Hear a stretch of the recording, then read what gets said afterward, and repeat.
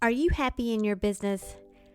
Now, I have had my share of emotional ups and downs in my 20 years of being a solo entrepreneur coach. And the patterns I've seen in myself and in my clients is that those downs are usually when I was personally feeling unfulfilled. Sometimes it was because a launch that flopped, and sometimes it was just life and had nothing to do with business. But those ups, oh boy, those are the times when I was feeling my most authentic and completely aligned to my purpose, or when I just felt like I was rocking that work-life balance. I would be thinking I could do this all day long and never feel tired. One of my loves is sharing what works for me and what has been working for my clients to achieve this very feeling, full of passion, happiness, peace, and freedom. So I decided to create a private podcast for coaches.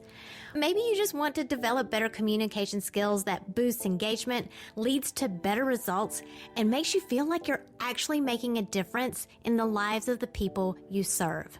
Then you're invited too. We talk about this and more in the UBU private podcast for coaches. Whether you're a mentor, a parent, or run a client-focused business, coaching skills benefit everyone and anyone who wants to communicate in a way that builds relationships. Fall in love with your life and business again. Click the link in the show notes for your invitation to join us right now. Then come back and enjoy this episode. You know social media wizard Jerry Potter for his entertaining and informative YouTube channel on all things social media for entrepreneurs. Well, today you'll get to see the behind the scenes Jerry as we talk about how his self-awareness has led him to his dream job. And now work doesn't feel like work. Now, this is a little longer episode than previous episodes because Jerry's new to the Enneagram, and during this recording, we went ahead and started the typing process for him. But I think you'll be able to really appreciate how the narrative approach is a way better approach than taking a test and so much faster than trying to do it on your own.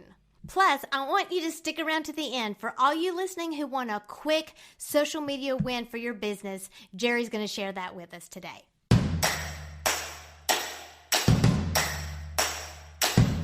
It's time to stop comparing yourself to others and plug in to what is uniquely you. Welcome to Unbox Your Personality, the podcast for coaches, parents, and mentors like you who understand that your happiness makes you more effective at what you do, bringing out the best in others. I'm Jen Higgins, personality strategist and Enneagram fluff remover. Get laser focused on who you are and who you aren't, so you're free to make the impact you were born to make. And have fun doing it. Your personality is your business. So let's get down to business. Good afternoon, Jerry Potter. How are you doing? Good. Thank you so much for having me today.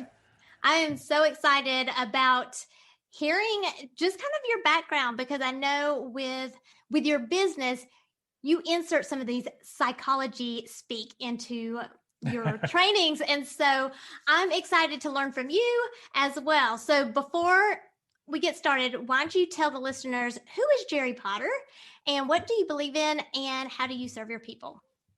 Well, I founded a company called 5 Minute Social Media, which is all about using the world's simplest social media strategies instead of the super complex stuff that a lot of people are out there promoting.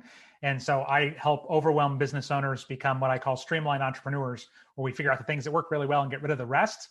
I'm a very unlikely entrepreneur. I actually worked as a morning radio personality for over 20 years, hosted a show with my wife for a long time.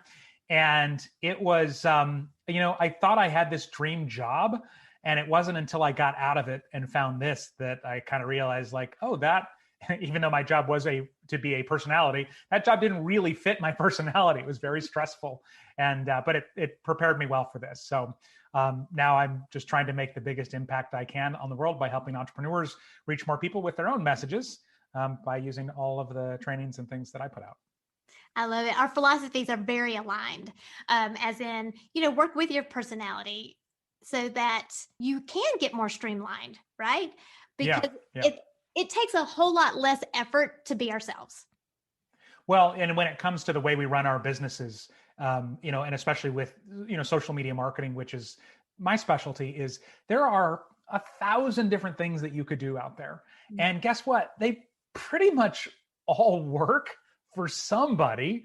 And that's why I was excited when you invited me on. They don't work for everybody. And I always like to say you could have twin sisters who sold the same product and they would still have a slightly different strategy in the way that they ran their social media and the way they ran their business, because it's a little bit different for everybody. So I love that you do this, and I'm excited to learn from you today too, because even though I consider myself a psychology geek, and I incorporate a lot of psychology into what I do, I'm not as familiar with the Enneagram. So I've been learning from you as after we connected a little while back. Yeah, feel free to ask anything. But I love how you said about that with the twin sisters, because I have a background with business coaching in the direct sales space, and talk about same product, same marketing, same, Yep. it's same everything, but how come it's so successful?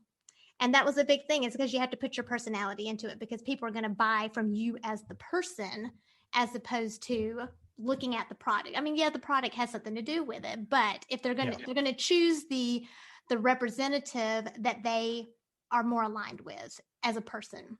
And when I give that example of twin sisters, direct sales is always what's right in the center of my head, because that's, you have no control over your pricing, you have no control over the products that are available, anything like that. And so it comes down to you.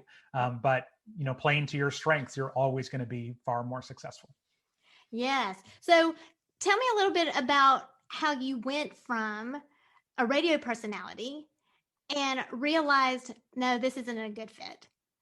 Yeah, I mean, there were a couple of stages there. Radio is a very transient business, and you have to move a lot of times to advance your career, or sometimes just to keep your career, because there's only a handful of jobs in each city. And my wife and I hosted a show together for a lot of years, and we lived and worked all over the United States, and it was great, and we loved it. But once we became parents, we'd gotten a job and settled back in what we consider home, which was Seattle, and we didn't want to move anymore. And so when we got that job, we said, hey, if this job blows up in our faces, we're done moving, we'll do something else if we can't stay in radio. So, I'm not going to say I realized that radio didn't fit my personality, because if the right radio job had come along and it had been in Seattle, I would have absolutely continued to do it, not knowing at the time, sort of the self-torture that I was putting myself through to have that much pressure and, to get ratings and revenue and all of those kind of things. So that was kind of the first step. And then it was figuring out, okay, well, what do I like and what drives me? What's my motivation? And I started looking at different things and struggled a bit. And a friend finally just said, well, what about social media? Like, what could you do there? And I realized some of my strengths and the things I love being creative. I love having fun. I love creating content. I love inspiring. And more than anything else, I love helping other people make their lives easier. And I am not a good cook. I'm not a good, there are a lot of ways to make somebody's life easier, but these weren't them. And so it all kind of aligned where it was like, okay, maybe it's social media. And I didn't fall right into this. I actually got a job in an agency first after radio. And I found that I really liked working with small businesses.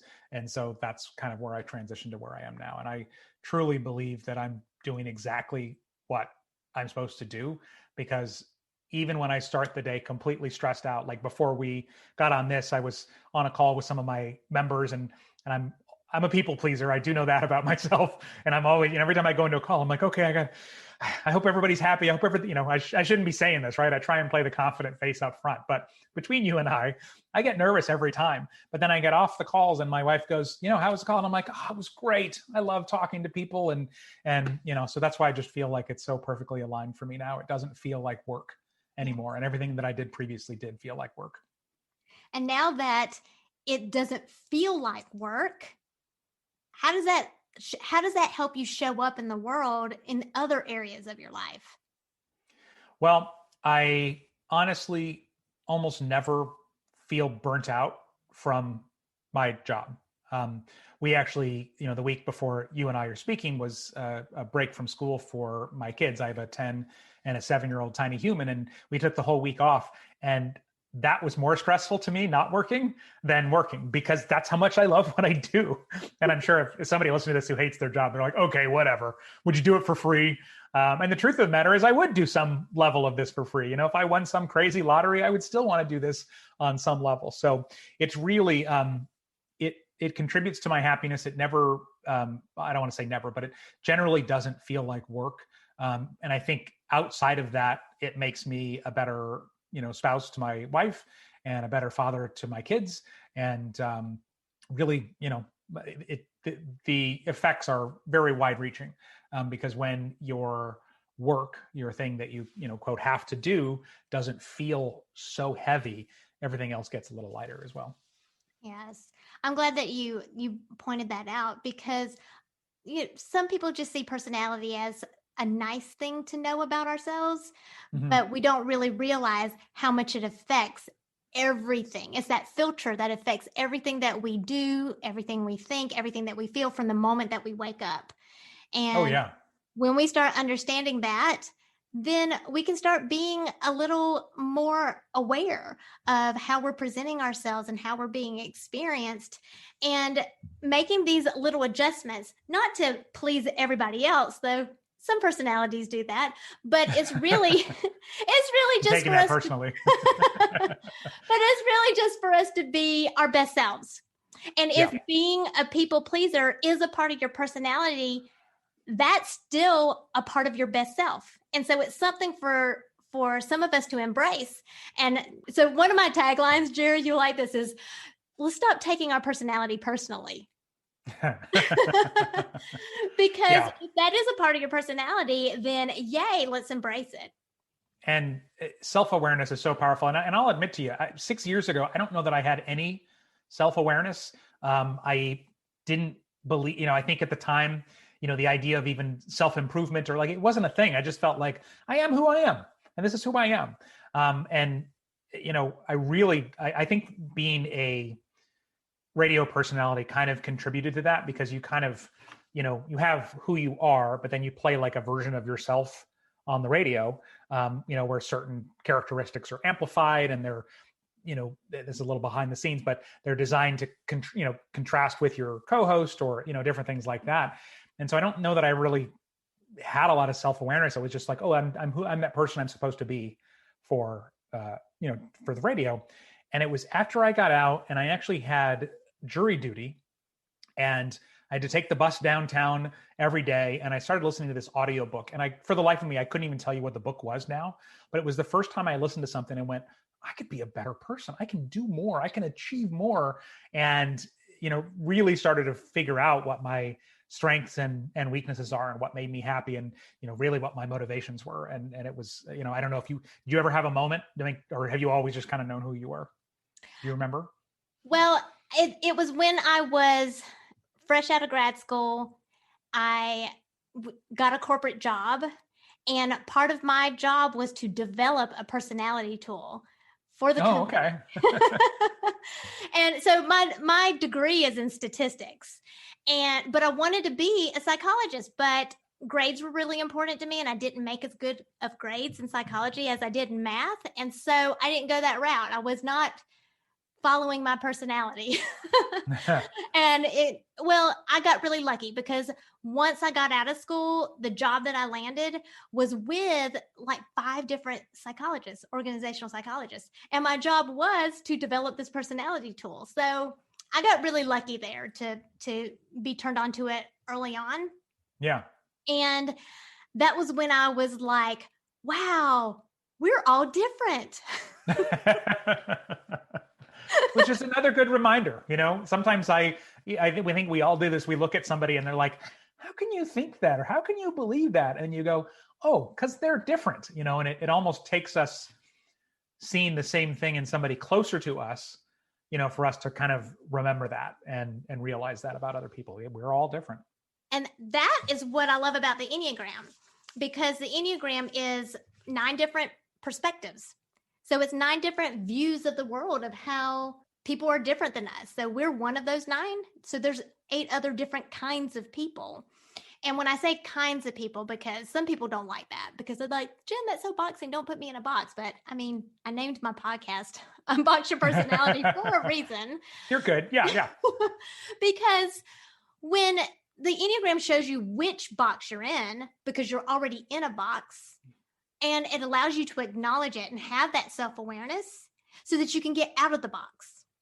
And so I see the work of the Enneagram to dig deeper, to find out who you really are, what motivates you, those strengths and weaknesses like you were talking about, and then to rise above it and rise out of your box so that you can be in community. And so some people see the Enneagram as asking themselves, who am I? But the real question is, who am I in the world? Because we're not in a box, we're not in a vacuum. We have to interact. It's all about relationships, right?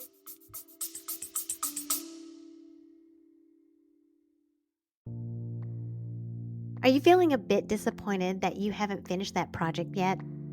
Are the kids' schedules impacting your business?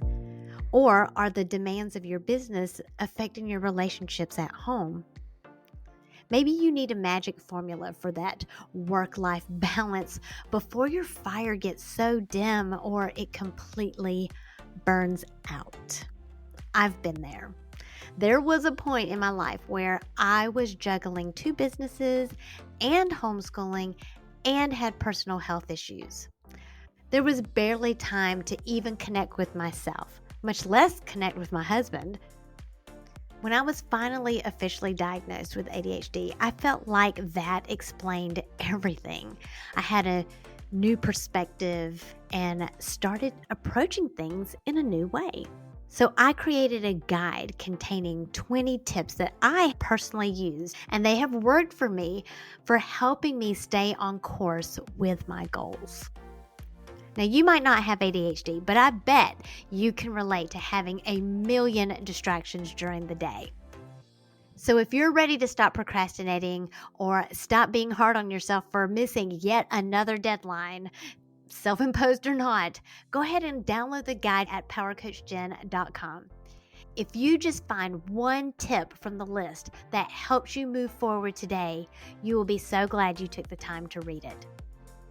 Go to powercoachjen.com and download the guide right now.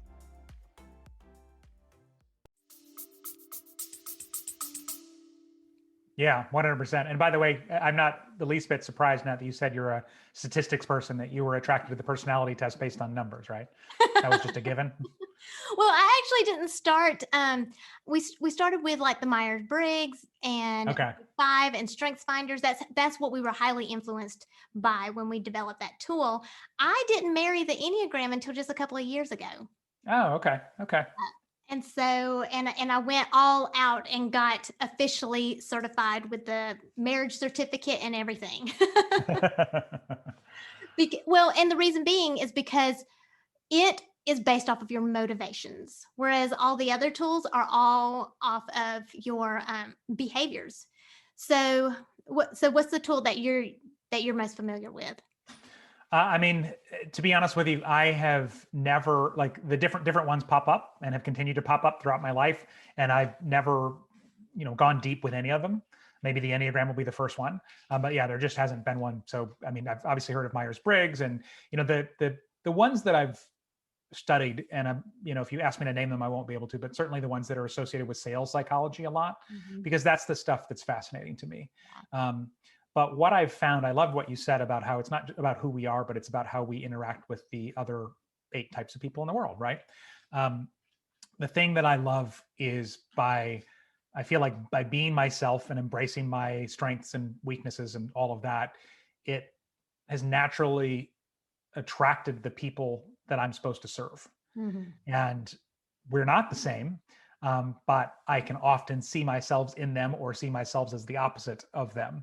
And I think that served me really, really well. And the reason that popped in my head is sometimes with sales psychology, like one of the profiles is the and these are not the official terms, but it's like the know-it-all, and they're going to come in and they're going to tell you they already know how to do everything. When I worked at an agency for a few years, there was a lot of this kind of stuff, and our CEO was great at it. But she's like, okay, this person needs to be put in their place, that kind of thing. And it was fascinating. And I also at the time thought, I don't ever want to work with that person who thinks they know it all, because those aren't my people. So that's I love what you said about it's not who you are, but who you interact with. That was a great example because at the time of the recording of this podcast, I am hosting a challenge. And that's one of the things that I point out, that sometimes we might write somebody off because we think there's a personality difference there. And what the Enneagram really shows us is that we just all have different acknowledgement languages, and we all need to be acknowledged differently to feel seen and to feel heard. It's kind of like a love language. And so when with the Enneagram, because it's based off of our motivations, and when I say motivations, I'm talking about core motivations. So these primal default kind of survival motivations, that our behaviors are just coping skills to be able to be more comfortable and not be so bothered by not getting the things that we want or avoiding the things that we fear. So it's these core desires and core fears. And once we realize that's exactly what the Enneagram shows us, is that when we find these people who on the outside seem like that there's personality clash there, we start having a little bit more empathy and a little bit more compassion. And we say, no, there's something underneath that. They're afraid of something. They want something. And this behavior is just a symptom. It's a symptom of trying to get that or trying to avoid that. And it really helps us look at people in a different way and still be able to help them, even if they are a different personality. And that's what I love about a lot of your content is you talk so much about these motivations, because that is the driving force of everything. It's funny too, because even with in my own family, I'll tell you that, I told you my job comes easy for me and I really love it. The hardest job I have is as a parent. And I'm sure all parents think this sometimes, but I'm like, this is so hard, or I'm terrible at it. And I'm certain there are people out there that it comes naturally for, but I'm not one of those people. But we talk a lot, even in my family, with our kids about their motivations and their intentions. And there's so often where somebody takes an action and it makes somebody else mad. And it's like, okay, let's step back. What was their motivation? What was their intention? They weren't trying to steal your blanket away from you. You said you were too warm, so they were pulling it off, or whatever it might be. That's not a real example, and my mind's blanking on what it would be right now. But the intentions and motivations are the root of so many things in terms of how well we communicate. And I work with my with all the business owners that I coach and mentor, we always start with like, okay, where are you trying to get? And then not just where are you trying to get there, but what do you, what is that going to bring for you? What is going to help you get there? And, ever since learning about some of this stuff myself, I've become so big on, I'll tell you, several years back, there was a point where if somebody said, I'm a life coach, or I'm becoming a life coach, I would have been like, oh, okay, like that's a thing.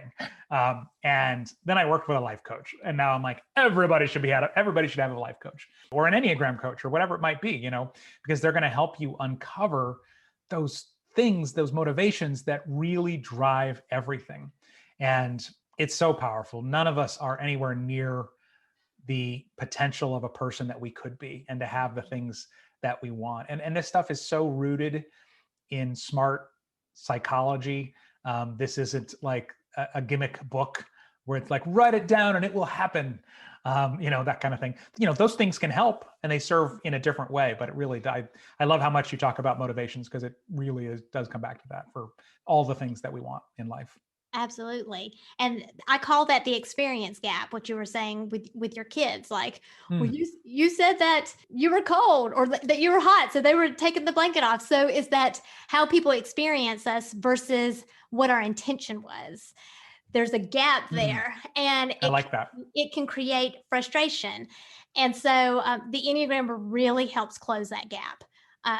We all want to have more compassion for our fellow man, because there's so much conflict in the world, and a lot of that conflict can be explained by this experience gap. and not just sibling rivalry, but just, just I didn't mean to get on your nerves. I didn't mean to hurt your feelings. I was coming from a place of love. I was coming from a place of, you know, um, of trying to fix things. And that's where a lot of this misunderstanding comes, is because of that experience gap. Yeah. I mean, even where it's like, you know, don't wear those shoes, wear those shoes when we go out. Stop controlling my life. And it's like, well, mom's not trying to control your life. Mom's trying to make sure your feet don't hurt, in the middle of this hike. Think about that and then decide, what the best decision is for you. So yeah, I like that. The experience gap. Yeah. So you are pretty new to the Enneagram. Where are you stuck as far as figuring your type out? I've been told to not take the quiz or don't settle on a quiz. And so that's kind of the point that I'm stuck at this point. And as soon as as soon as we talked about that, that was one of the things that really attracted me to you and all you do, because there are so many things out there, even in my space in marketing and social media, where it's like, hey, answer this question and all the answers will be revealed that you need. And it's like, no, that's not how people, right. That's not how humans work. So, as you mentioned, I'm really early on in the Enneagram journey, and I'm, totally down to try whatever you want. But my first lesson was don't trust the quizzes. So I didn't Google Enneagram quiz. Yay! And there's a very simple human psychology explanation to why tests just fail. When they'll fail us when we are trying to type as according to the Enneagram, because our brains are wired to conjure up images. So even if we know, I struggle with taking an Enneagram test, because even when I know that it's based off of my motivations, when I go to take a test and I'm reading the question and it says something like, do you like things to be neat and tidy? And even if it says, why do you like things to be neat and tidy? Which goes to the motivation point. Our brain starts conjuring up images of how we are neat and tidy or how we are not neat and tidy. And then we answer that question based off of that personal image. And it's also a personal image, because my idea of what neat and tidy is will be different than what your idea of neat and tidy is. And so it's just not set up well, because we're looking for motivations to do that on an online test. You really need a human there to say, why do you do that? And then you give the answer and say, no, that's still a behavior. Dig deeper. Why? And why? And why is that? And to keep doing that until we narrow it down. And the light bulbs that I see in people's eyes when they realize, oh, I'm still talking about behaviors here. Oh, wait, I'm still talking about behaviors. What the heck is a motivation? And I'm like, exactly. We don't always know what our motivation is until we dig. And if we rely on ourselves to do the digging, we could still miss the mark, because we need someone who is an expert in the Enneagram. They're looking for specific things. And so it's a lot easier for them to see what's a behavior and what's a motivation. And until it starts falling into one category versus the other based off of patterns of your behaviors, then it's still kind of up in the air. Yeah. It's funny that your example of neat and tidy, I mean, that question could be asked 10 different ways and I'd probably have 10 different answers. Do you like things neat and tidy? Yep. Do you keep things neat and tidy? Nope. I would like them to be, but it's just not happening right now. Exactly. That's a good point too. Yeah. So when I teach the Enneagram, I always make sure that I bring everybody up a level. Everybody understands that there's 9 types, but what everybody doesn't understand is that if we take a higher view, like the 30,000-foot view, there are groups of 3, which I call triads. The triads, yep. Yep. And there's the first one I always teach is the centers of intelligence triads, because you'll see that in books, in most standard in most books, but I don't always feel like it gets the love it should get, because it really can help us weed out some of the numbers, almost like a process of elimination. Well, I can't be that, and I can't be that, and I can't be that, which there right away already makes it simpler. And those centers of intelligence are just the gut center, the head center, and the heart center. And it's the one that we primarily are driven by when Okay. we're making decisions, when we're problem solving, when we are even when we're in security. So did you say heart, head, and intelligence? Heart, head, and gut. Oh, gut. Okay. Yeah. Got it. Okay. So like the head is like the intelligence, and the heart is like that emotional intelligence, and the Yeah. gut is like that gut instinct intelligence. Yeah. Our body just kind of does. And I each of never those trust my gut. People like, go with your gut. No, I don't trust that guy. I don't trust that. As someone who overthinks almost every decision, I would almost definitely fall into the head triad, I would think. yeah. So finding yourself inside the head triad. Now there are other overthinkers, but each center has a package of traits. So I call them triad traits. And so for the head center, those thoughts are really around safety and security. And there's anxiety and fear that are at the root of it. And this is a default reaction. So sometimes we're not aware of it. So it would be because the other types can also have that, but it's not really their default. It's just the first one that they are aware of. Does that make sense? Oh yeah. Well, anything that is attached to anxiety and fear, but that also sounds very much like me. I feel like you're like, all right, let me read from the book of Jerry Potter, and I mean, a huge worrier. The probably my biggest worry in life is, which makes me an unlikely entrepreneur, is about money and being able to provide for my family and retire and everything someday. But yeah, I'm the worrying is clearly tied to the overthinking because I don't want to make the wrong decision about things. So I've gotten better. I call myself a recovering perfectionist quite a bit, where it's like, okay, everything doesn't have to be perfect. 80% perfect is pretty good still, rather than dwelling for 3 months. And you used a great word there. You said a recovering perfectionist. Okay. So that's one of my points is I don't really like using labels. And so Okay. there is a type on this diagram that is stereotypically known as the perfectionist. But what you just described would not be that number. What you described would be more in this blue area over here, which are the head types, 5, Okay. 6, or 7. And Okay. so sometimes it's just as simple as that. Now we've just kind of narrowed it down to 5, 6, and 7. Doesn't mean you might not be the other ones, but it gives you a place to start. Okay. And in 30 minutes, that's a better use of your time. Well, really, we just started talking about it maybe 10 minutes ago. Yeah. That's a better use of your time than sitting down for 30 minutes taking a quiz that's just going to confuse you. Yeah. Right? Yeah. Okay. And so once somebody identifies, then what's that next step for somebody to really utilize it to, improve their life or improve the way things are done? So let's just pretend that you're a 6 because that's Okay. the anchor point of the head triad. If you look, every number has 2 lines that comes out of that number or your box. Okay. Okay. So one line is your pattern in stress, and one line is your pattern in security. So pretending that you're a 6 goes to 3 in stress. So when a 6 is in stress and they start behaving like a 3, not motivations, but the behaviors of a 3. Yes. Yeah. Okay. When they start behaving, that's a red flag that, oh, I'm under stress. Now I can choose whether to have a healthy response to this or an unhealthy response. And Ooh. right. And then when a Yes. 6 is insecurity or feeling confident, so this other line goes to a 9. They start behaving like a 9, but for the reasons of a 6. And that is an indication that, like, I got this. So especially for a 6 who, I mean, they're all worriers over here. But especially for a 6, sometimes it's saying, okay, I've got this.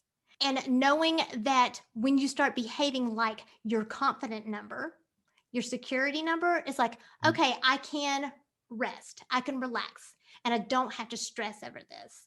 So it's very interesting. And the reason why it's so important to get your type right, because some people are like, well, this test told me I was this, so I'm just going to go with I'm a little bit of 3 and I'm a little bit of 8. Well, the reason why that's not helpful. Okay, so I have a friend who's an 8 and I'm a 7. You notice there's a line that goes to type 5. Hmm. Well, one of us goes to type 5 in stress, and one of us goes to type 5 in health. And so when we're together and we're both acting, behaving in our 5, sometimes we have to be careful to make sure we don't bring one down. Or do you see what I'm saying? Yeah. Um, Yeah. so for me, I am in 5 in health. But if I bring that person too much over to my side, for me, it's the light side. For them, it might be the dark side if they choose an unhealthy response to the 5. So it's just something that we need to be aware of. That every person goes to a different number in stress, goes to a different number in confidence. And once you know what number you are, the self awareness is, do I choose a healthy response or do I choose an unhealthy response? And the Enneagram shows us that. This is my little Lego box. Through this Nice. this little ladder that gets us out of our box. I like it. The reason I went ooh is because you reminded me is one of my favorite things I've seen you talk about is that it's like, how do we act when we're stressed? And it's like, to me, the way I act when I'm stressed is not the person I want to be. And there's even times sometimes when I look back on it and I go, how could I have done that, or how could I have said that, or how could I have raised my voice in that way, or whatever it might be. But it's amazing how different of a person you can become Mhm. when you are stressed out or tired, or obviously there's a lot of different things that can affect our personalities, but that, I think, for me, is one of the biggest ones for sure. Yeah.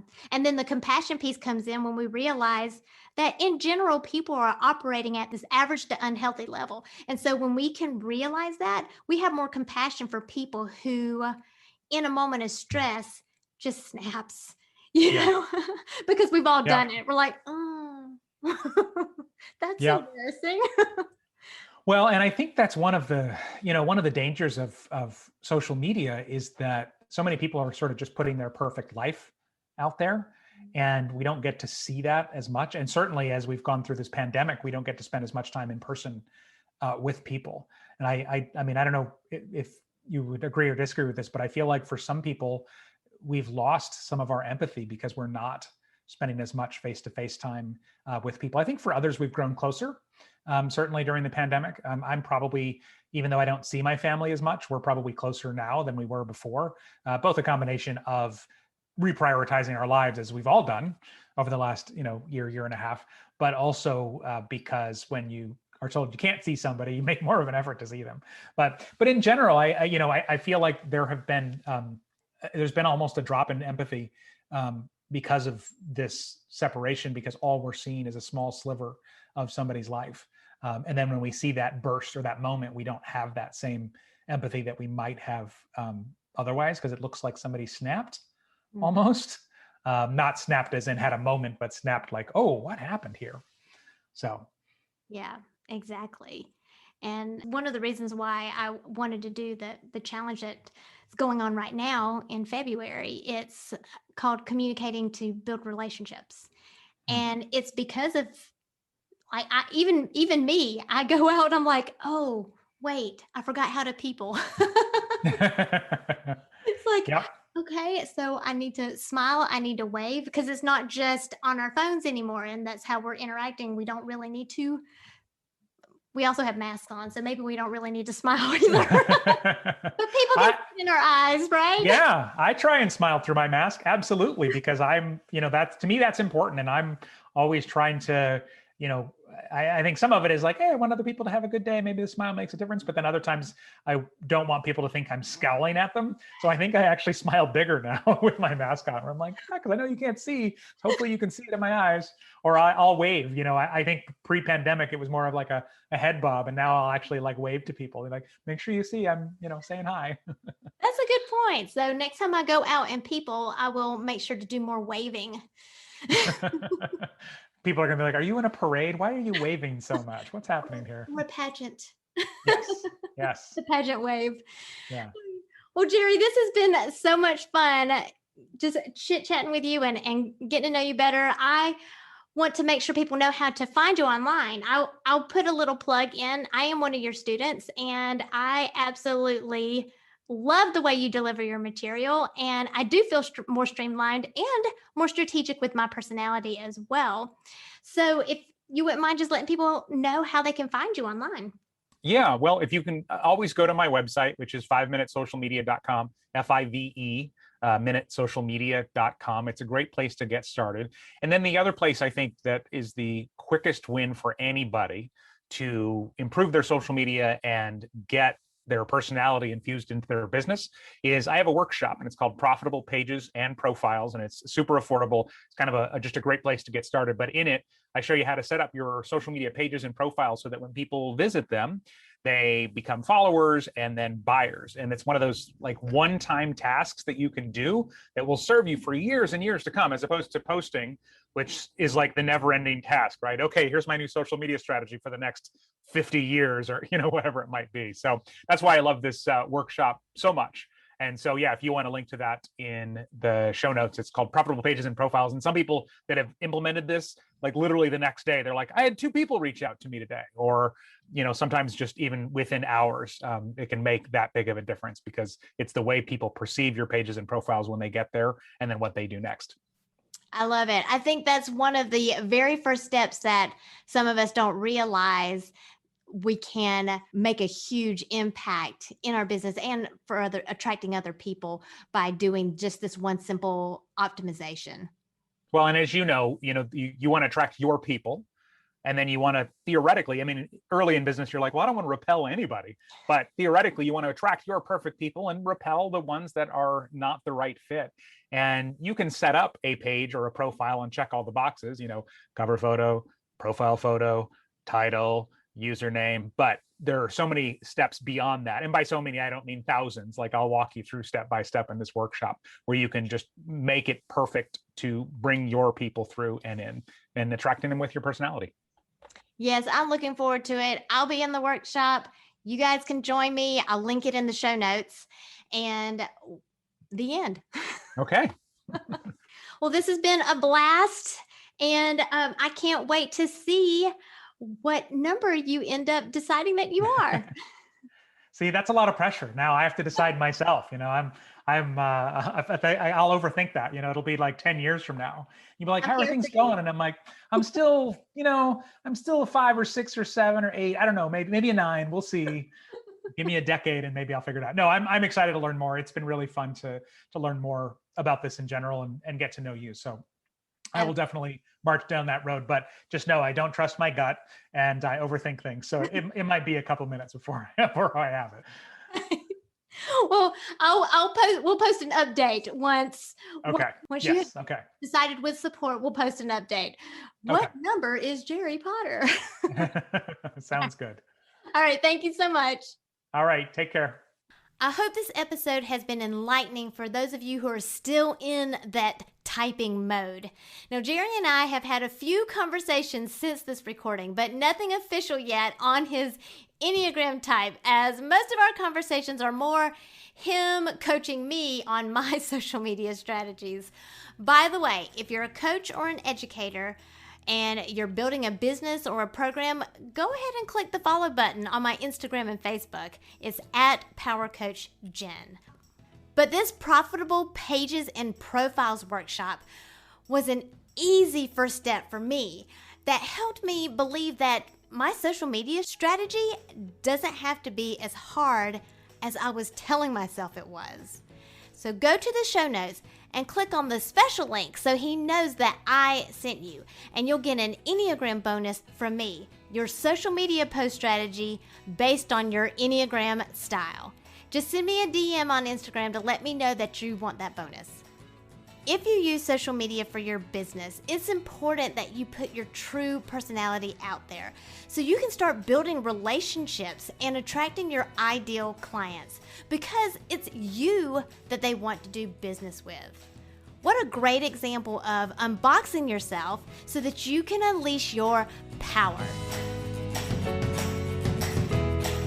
Thank you for listening, subscribing, and reviewing the Unbox Your Personality podcast. To learn more about yourself, go to powercoachjen.com. Find out how you are different so you can make your difference.